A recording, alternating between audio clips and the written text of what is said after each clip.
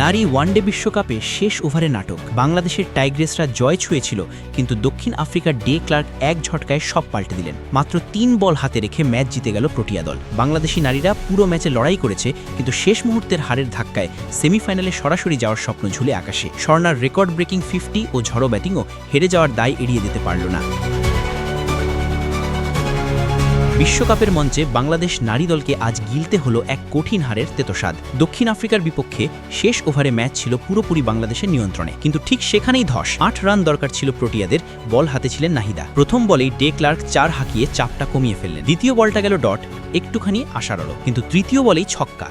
৩ বল হাতে রেখেই দক্ষিণ আফ্রিকার জয়, আর বাংলাদেশের সেমিফাইনালের সমীকরণ এখন জটিল থেকে জটিলতর। বিশাখাপত্তমে টস জিতে আগে ব্যাট করতে নেমে বাংলাদেশ নির্ধারিত ৫০ ওভারে ৬ উইকেট হারিয়ে তোলে ২৩২ রান। ব্যাট হাতে সবচেয়ে উজ্জ্বল ছিলেন স্বর্ণা। তার অপরাজিত 50-তে শক্ত লড়াইয়ের পুঁজি পায় দল। জবাবে খেলতে নেমে দক্ষিণ আফ্রিকা ইনিংসের শুরুতেই ধাক্কা খায়। মাত্র ৩ রানে নাহিবার বলে আউট তাজমিন ব্রিটস, ফিরতে কেচে সাজঘরে। তবে দ্বিতীয় উইকেট জুটিতে ঘুরে দাঁড়ায় প্রোটিয়ারা। লোরা উলভার্ট রান আউটে ফিরলেও ৩১ রানের ইনিংসে দলের ভিত গড়ে দেন। এরপর বাংলাদেশ ভয়ঙ্কর এক ঝড় তোলে। ৭৮ রানের মধ্যে ৫ উইকেট তুলে নিয়ে পুরো ম্যাচ নিজেদের নিয়ন্ত্রণে নিয়ে ফেলে টাইগ্রেসরা। কিন্তু এখানেই ঘটে আসল নাটক।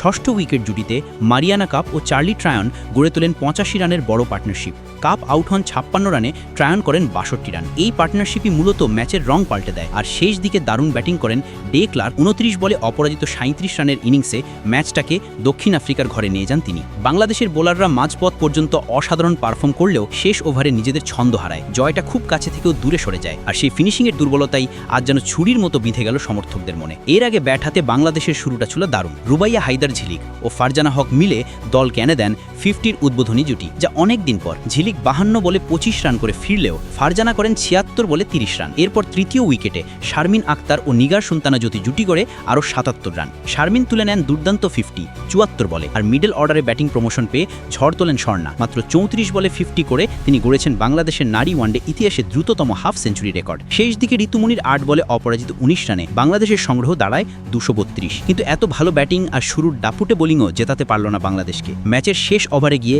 যেন পুরনো ব্যর্থতার ইতিহাসই পুনরাবৃত্তি হল।